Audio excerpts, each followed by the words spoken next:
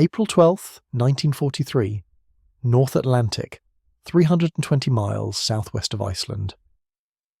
The temperature inside U-boat 175 hovered just above freezing as Captain Lieutenant Heinrich Bruns studied the convoy silhouette through his periscope.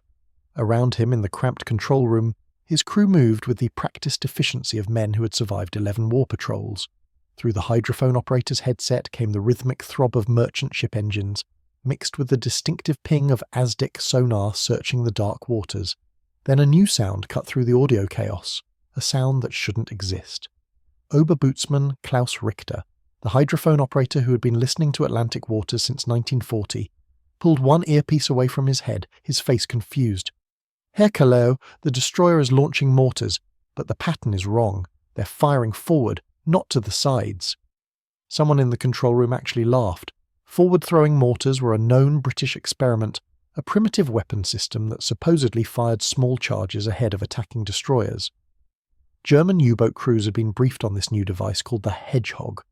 The intelligence assessment had been dismissive. Ineffective anti-submarine weapon. Small warheads, contact detonation only. Requires direct hit to damage submarine.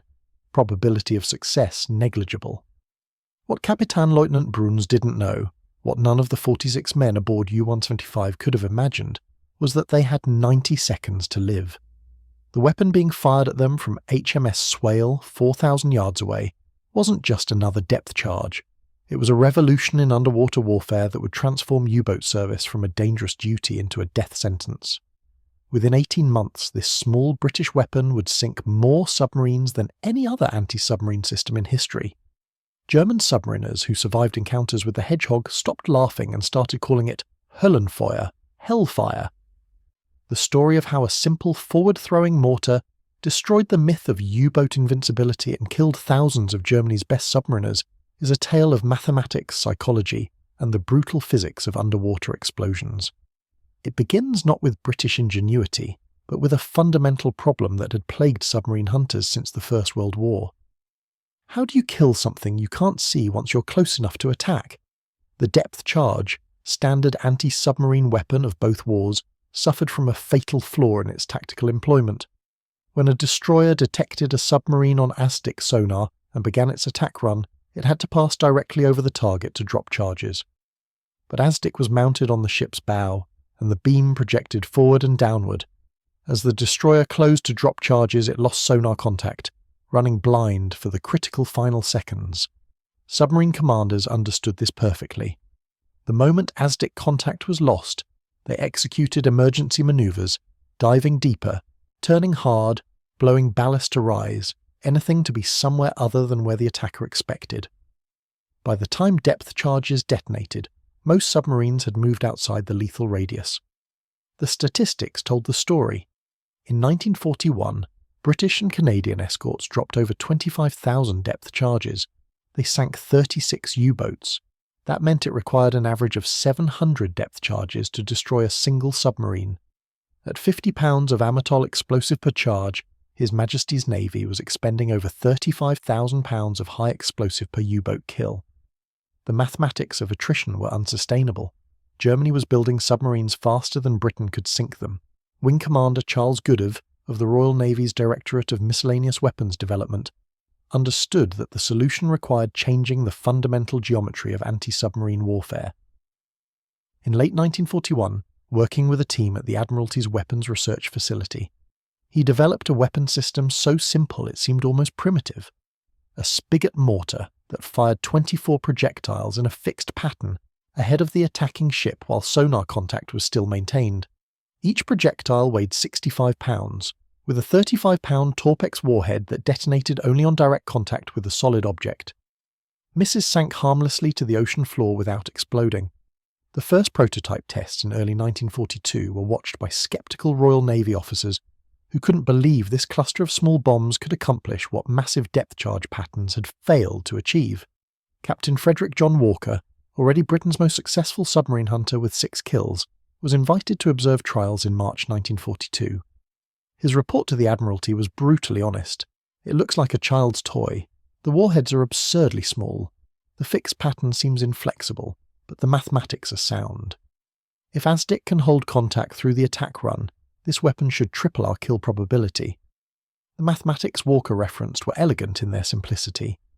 A U-boat at periscope depth or shallow dive presented a target roughly 230 feet long and 20 feet wide. The Hedgehog's 24 projectiles landed in an elliptical pattern 130 feet long and 40 feet wide. If the pattern was centered on the submarine's predicted position, at least 4 to 6 projectiles should strike the hull. Each contact-fused Torpex warhead contained explosive force equivalent to 90 pounds of TNT, enough to rupture pressure hull plating and collapse internal compartments. But the true genius of the Hedgehog wasn't in the explosives, it was in the psychology. Traditional depth charge attacks terrified submarine crews with massive detonations that shook the boat, shattered gauges and burst pipes, but rarely killed the submarine outright. Crews knew that if they survived the initial pattern, the destroyer would lose contact and have to reacquire them, buying precious minutes to escape. The Hedgehog was different. If the submarine maneuvered successfully and the projectiles missed, nothing happened. No explosions, no sound, just silence. But if the attacker's aim was true, the crew's first indication was a series of massive detonations directly against the hull, with no warning, no building pressure, no time to react. HMS Swale, a British River-class frigate commanded by Lieutenant Commander Hugh Chavas, was one of the first escorts equipped with the Hedgehog system. On April 12, 1943, while screening convoy HX-233, Swale's ASDIC operator obtained solid contact on a submerged U-boat, attempting to penetrate the convoy's perimeter. Chavas, who had read reports on the new weapon but never used it in combat, decided to trust the mathematics. Unlike a depth charge run where the destroyer accelerated to maximum speed to get over the target quickly, a Hedgehog attack required patience. Chavas reduced speed to 12 knots, holding steady bearing on the sonar contact as his weapons officer calculated the attack solution. Range, submarine depth, own ship speed, time of flight for the projectiles. The Hedgehog fired automatically when the target reached optimal range, all 24 spigots igniting in a rippling salvo that sounded like a massive drum roll. Inside U-175, the crew was executing standard evasion procedures. Bruns had ordered silent running, electric motors only, diving to 90 meters. The destroyer's propeller sounds were clearly audible now, but there had been no depth charges. German submariners knew the British depth charge drill intimately. First came the sound of the attacking ship's engines accelerating overhead, then the crashes of charges hitting the water, then the terrible seconds of waiting before detonations. But this was different. The destroyer had slowed down, not sped up, and those strange thumping sounds in the water ahead, like someone dropping sandbags into the sea. Oberbootsman Richter, still on the hydrophones, heard them first.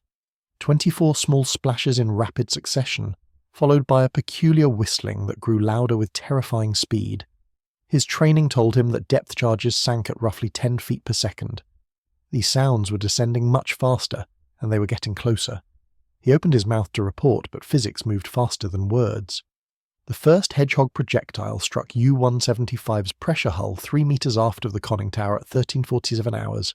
The contact fuse functioned perfectly, detonating 35 pounds of Torpex against steel plate designed to withstand external water pressure, not concentrated explosive force.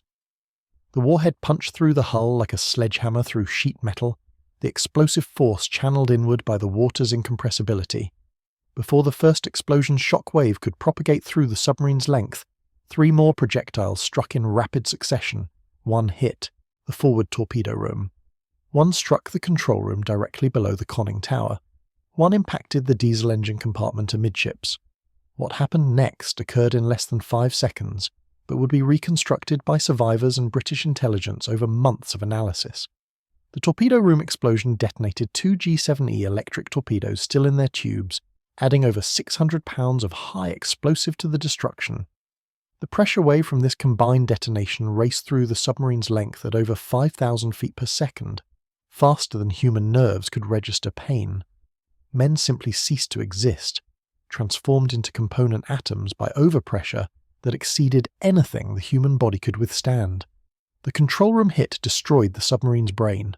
The diving planes jammed in full dive position. High-pressure air lines ruptured, creating a shrieking maelstrom of escaping atmosphere. The battery compartment directly below cracked open, allowing seawater to flood into battery cells containing sulfuric acid. The resulting chemical reaction generated chlorine gas that filled the surviving compartments within seconds. In the engine room, the detonation sheared through the main electrical bus, instantly killing power throughout the boat. Emergency lighting failed. The trim pump stopped. The bilge pump stopped. Every system that kept U-175 controllable and alive simply ceased functioning. The submarine, mortally wounded and already flooding through multiple hull breaches, began its final dive toward the Atlantic floor 3 miles below. In the after-torpedo room, 21-year-old Matrosengfreiter Hans Weber had survived the initial impacts through sheer luck. The aft compartment was the last to flood, and the collision bulkhead between the engine room and torpedo room was still holding. But he could hear the screaming from forward, the hiss of escaping air, and above all the terrible groaning of steel under pressure as seawater forced its way into the dying submarine. He and 6 other men in the aft compartment faced a choice that no submariner ever wanted to contemplate. Die slowly as the air ran out and the compartment flooded, or blow the escape hatch and take their chances in the North Atlantic. Weber would survive, pulled from the frigid water by HMS Swale after 40 minutes that left him with hypothermia and frostbite. His testimony, given to British intelligence officers while still in shock, provided the first detailed account of what a Hedgehog attack felt like from inside the target. There was no warning. One moment we were running silent, executing evasion drill. The next moment the boat was dying. Not shaking, not damaged, dying.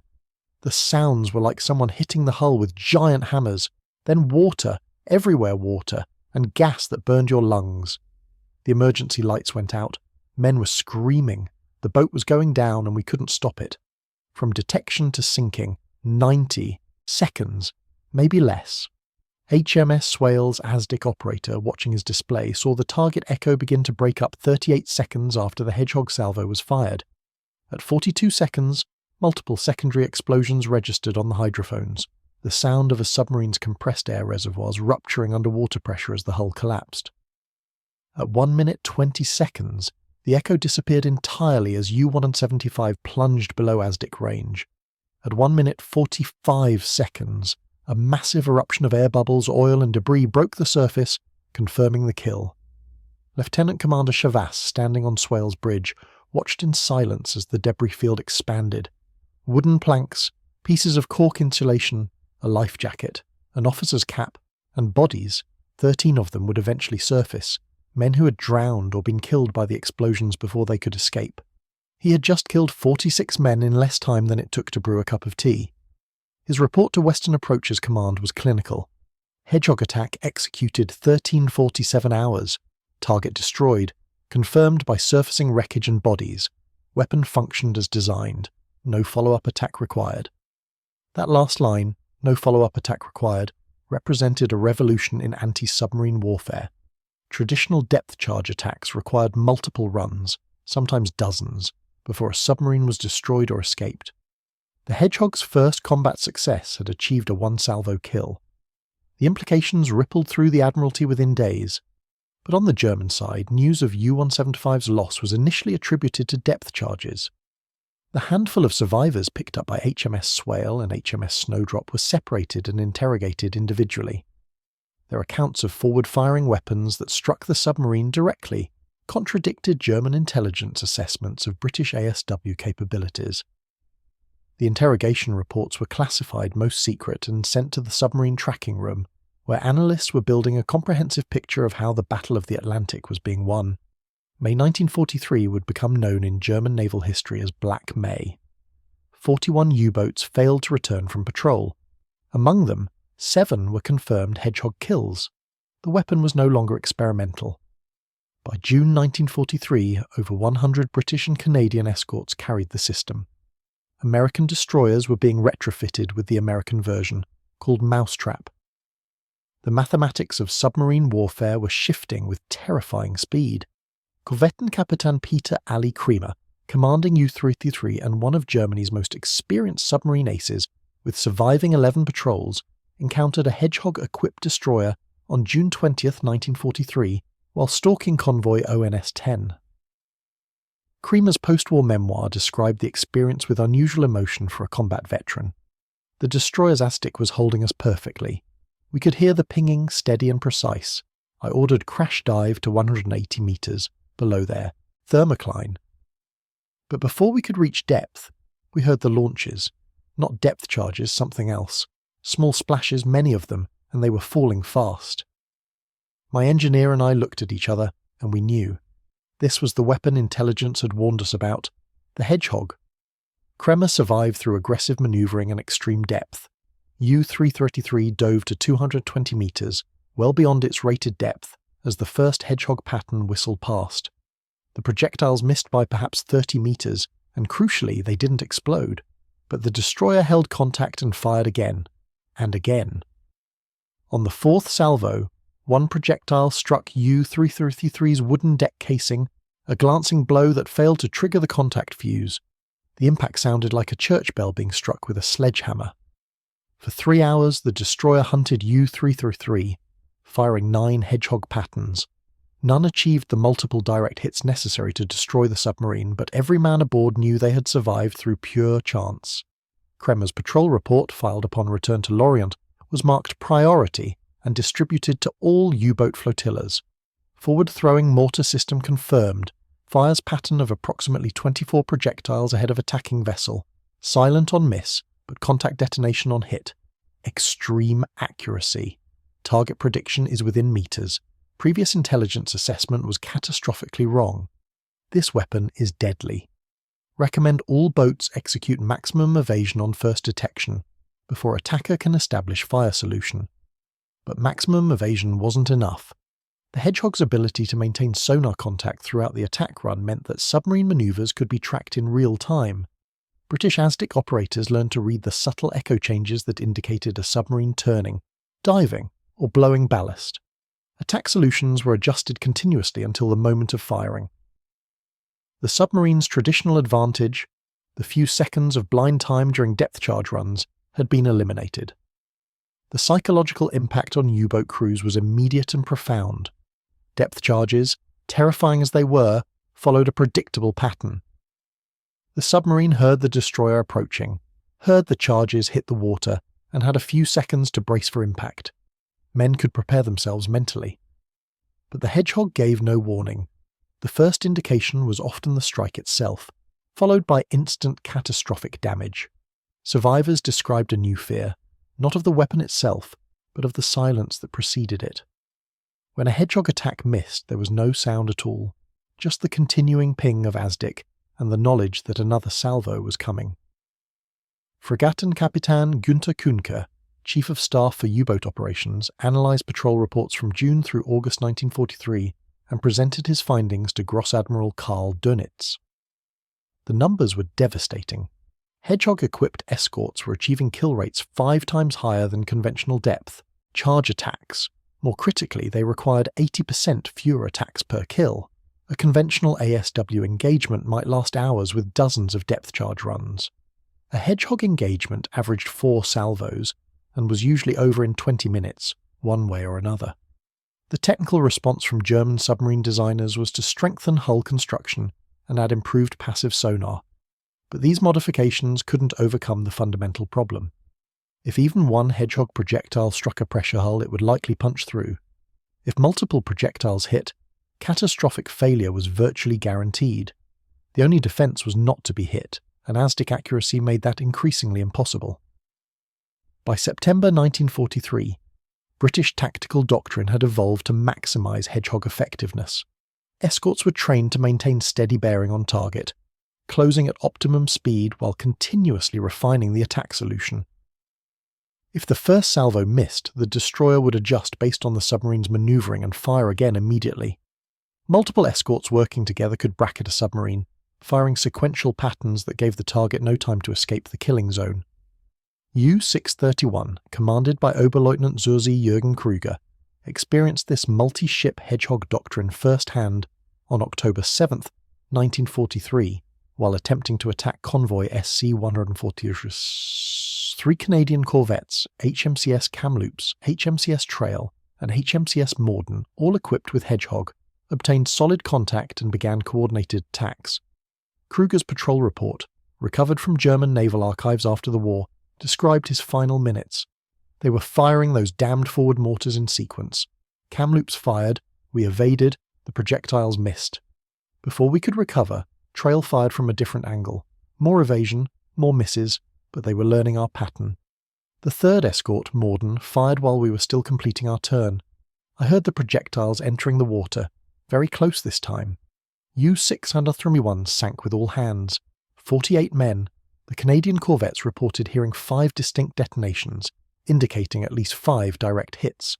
Total time from initial contact to confirmed kill was 14 minutes. When the debris field surfaced, it included personal effects, compressed cork insulation, and diesel oil, but no survivors. The cold water of the North Atlantic ensured that even men who might have escaped the initial sinking died from hypothermia within minutes. The human cost extended beyond those who died in the initial sinking.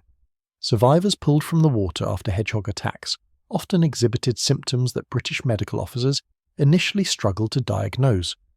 Ruptured eardrums, internal bleeding, broken bones from being thrown against equipment by the shockwave. The contact detonation against the hull created overpressure spikes that exceeded anything experienced in depth charge attacks. Men closest to the impact point were often killed instantly by concussion alone, even if they were in a compartment that didn't flood immediately. Matrosenhauptgefreiter Dietrich Menzel pulled from the water after U-666 was sunk by Hedgehog on February 11, 1944, described the physical trauma. I was in the control room when the explosions hit. I don't remember hearing sound. I remember feeling like a giant hand had grabbed the boat and crushed it. My ears were bleeding, my nose was bleeding. Men around me were unconscious, or dead, I couldn't tell. The lights went out and water was coming in from everywhere. I made it to the escape hatch somehow. I don't remember climbing out. I woke up on a British destroyer, and they told me half my ribs were broken. By early 1944, the Hedgehog had evolved into multiple variants optimized for different vessel types. The Mark 10 fitted to fleet destroyers carried the standard 24 projectile payload. The Mark 11 on smaller escorts carried a reduced pattern of 16 projectiles, sacrificing coverage for reduced weight and deck space. The American Mousetrap used similar principles, but with different mounting arrangements to fit US destroyer designs. All variants shared the same fundamental advantage: they allowed the attacking ship to maintain sonar contact throughout the engagement. The production numbers told the story of Allied commitment to the weapon system. By D-Day, June 6, 1944, over 500 Allied warships carried forward-throwing ASW mortars. The United States Navy alone had installed Hedgehog or Mousetrap systems on 250 destroyers and destroyer escorts. Each ship carried approximately 600 projectiles, allowing multiple attacks without rearming. The logistics of supporting this vast arsenal required dedicated manufacturing facilities, producing millions of contact fuses, thousands of tons of Torpex explosive, and specialized spigot tubes machined to tolerances of thousandths of an inch. The impact on U-boat operations was measured not just in sinkings, but in psychological degradation of crew effectiveness. By mid-1944, German submariners were reporting to medical officers with symptoms of severe combat stress before even departing port. The knowledge that death might come without warning, that no amount of skill or experience could guarantee survival against a weapon that struck too fast for human reaction, wore down even veteran crews. Kapitänleutnant Wolfgang Luth, Germany's second highest scoring U-boat ace with 46 ships sunk, addressed this psychological crisis in a September 1944 lecture to submarine officers. We have faced many weapons in this war: depth charges, aerial bombs, ramming attacks, all terrifying but all survivable through skill, experience, and the boat's strength. But this Hedgehog weapon is different. It removes the human element. If their sonar is locked on, if their calculation is correct, you die. Not probably, not possibly. Certainly. There is no counter-tactic except not to be detected in the first place, and in the modern Atlantic, with their radar, their sonar, their aircraft, not being detected is increasingly impossible. The final statistics of Hedgehog effectiveness, compiled after the war from both Allied and German records, revealed the weapon's true impact. From its first combat use in April 1943 through war's end in May 1945, Hedgehog-equipped ships sank 120 confirmed submarines. This represented roughly 15% of all German submarine losses during this period. But the weapon's influence extended far beyond direct kills. Its presence forced submarines to operate more cautiously, reducing their effectiveness against convoys. U-boats that might have pressed home attacks instead disengaged when they detected Hedgehog-equipped escorts, knowing the odds of survival were poor. The kill-per-attack ratio told an even more dramatic story. Conventional depth charge attacks in 1942 achieved kills in approximately 3% of engagements. By late 1944, Hedgehog attacks were achieving kills in over 25% of engagements. This eightfold improvement meant that every contact with the submarine represented a realistic chance of destruction rather than a probable escape. For submarine crews already facing mounting losses from improved radar, long-range aircraft and enhanced convoy tactics, the Hedgehog represented a final, unbeatable advantage for the hunters. Among the most poignant German documents recovered after the war was a letter written by Oberleutnant zur See Hans-Joachim Hesse, commander of U-995, to his wife in December 1944. "We go to sea knowing the odds are against return. The enemy has too many advantages now. Their aircraft find us on the surface. Their radar tracks us at night. And if we submerge and they locate us with sonar, they have that terrible forward-firing weapon. We call it the hammer because that's what it sounds like on the hull. Bang, bang, bang. If you hear it, you're already dead. I think about you and the children every moment. But I cannot let my crew see fear. We are submariners. We go down into the darkness because we must, because Germany needs us. But I'm so very tired of being afraid." U-995 survived the war, one of only 4 Type 7 U-boats to do so. Hesse brought his boat back to port in May 1945 and surrendered to British forces. In post-war interviews, he described the Hedgehog as the weapon that ended the U-boat war more than any other single technology. Radar found us. Aircraft forced us under. But the Hedgehog killed us. Once we were submerged and they had sonar contact, we were already dead. We just didn't know it for another 90 seconds. The weapon's success spawned numerous imitators and evolutions. The British developed the Squid, a 3-barrel version that fired larger charges in a triangular pattern. The Soviets developed the RBU series of forward-throwing systems that remained in service through the Cold War. But the original Hedgehog, with its elegant simplicity and brutal effectiveness, remained the standard against which all ASW weapons were judged. At the Imperial War Museum in London, a restored Hedgehog system sits in the Naval Warfare section. The 24 spigot tubes, arranged in their distinctive pattern, look almost delicate. Each projectile weighted just 65 pounds. The total salvo weight was less than 1/600 pounds, a fraction of a typical depth charge pattern. Yet this simple weapon killed thousands of men and helped win the Battle of the Atlantic. Below the display is a placard with excerpts from German submarine patrol reports, translated into English. The recurring theme through these desperate messages is the same. Forward-throwing mortar system encountered, executed evasion procedures, multiple patterns fired, direct hits observed on boat name, no survivors. In 1956, at a reunion of U-boat veterans in Hamburg, survivors gathered to remember their lost comrades. Among them was Klaus Richter, the hydrophone operator from U-175 who had been one of only 13 survivors from that boat. His testimony, recorded by a German naval historian, captured the transformation of German attitudes toward the weapon they had initially dismissed. When intelligence first briefed us on the Hedgehog, we laughed. "The British have built a toy," we said. "Small bombs that only explode on contact. What are the odds of a direct hit?" We laughed until the first boats didn't come home. Then we laughed until the first survivors told their stories. Then we stopped laughing entirely because we understood. The British had built the perfect submarine killer. Not through size or power, but through mathematics and timing. They could see us with sonar, track us in real time, and fire weapons that struck before we could react. If the pattern was centered correctly, you died. It was that simple, that absolute, that final. The Hedgehog entered service as an experiment, dismissed by those it was designed to kill, underestimated by those who first encountered it. Within 2 years, it had become the most feared anti-submarine weapon in the German Navy's experience. German submariners who laughed at the flying milk bottles of the P-47 also laughed at the British toy mortar that fired small bombs ahead of destroyers. They stopped laughing when they realised that in the dark waters of the North Atlantic, tonnage and firepower mattered less than accuracy and timing, and the hedgehog had both in abundance. The laughter died in the cold waters of the Atlantic, 90 seconds after the first projectile struck home. The hammer had spoken and the depths belonged to the hunters.